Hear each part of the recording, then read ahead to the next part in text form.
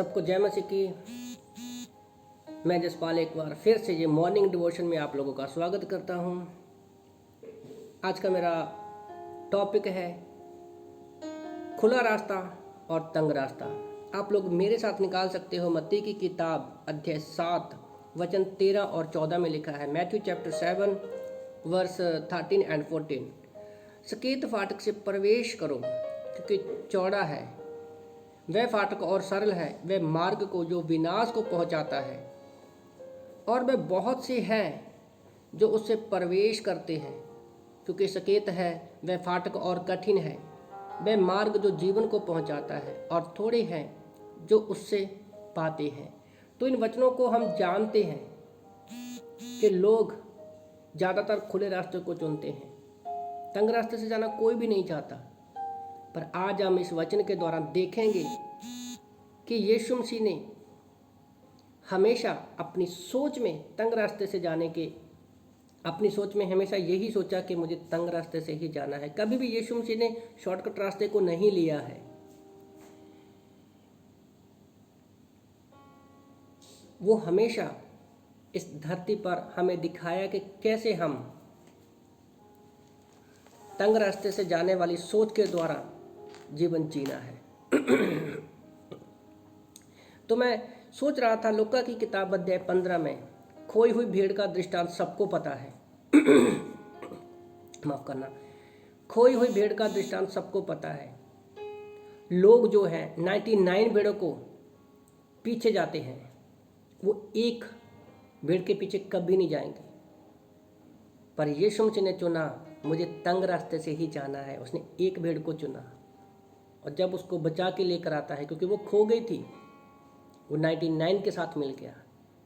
तो हमारे लिए एक सीखने वाली बात यहाँ पर यीशु मसीह ये सिखाना चाहते हैं कि जब हम एक व्यक्ति को पीछे जाते हैं, एक प्राण के लिए हमारे दिल में बोझ है, जब हम एक व्यक्ति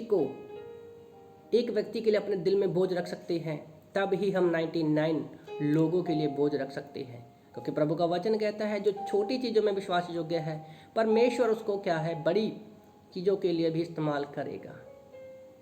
तो जब हम एक व्यक्ति को सुसमाचार नहीं सुना सकते, एक व्यक्ति के लिए प्रार्थना नहीं कर सकते, एक व्यक्ति को अपना प्रेम नहीं दिखा सकते, तो क्या गारंटी है कि मैं 99 या ज़्यादा लोगों को परमेश्वर का प्रेम दिखा सकता हूँ?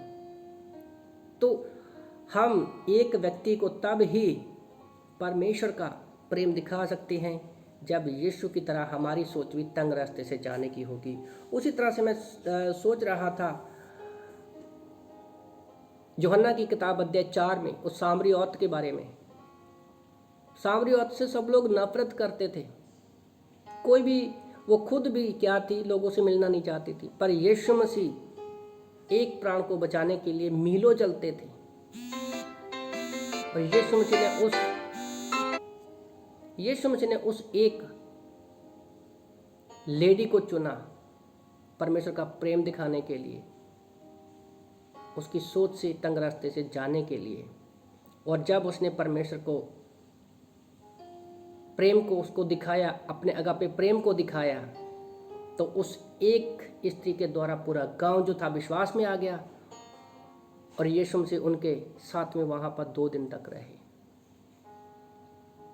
क्योंकि यीशु मसीह की सोच थी कि मुझे तंग रास्ते से जाना है, क्योंकि उसी तंग रास्ते से क्या है, परमेश्वर की महिमा होती है।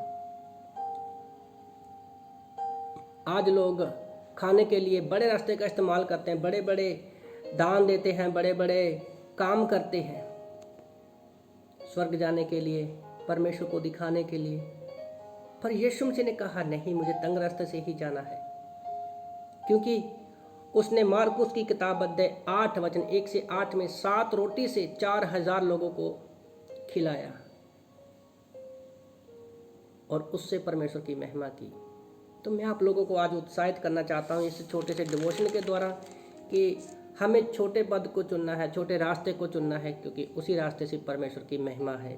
फिलिपियों की किताब अध्याय 3 वचन 8 में पौलुस ने भी कहा, अपनी सारी चीज़ों को उसने तुच्छ जाना कि मैं मसीह को पा सकूं।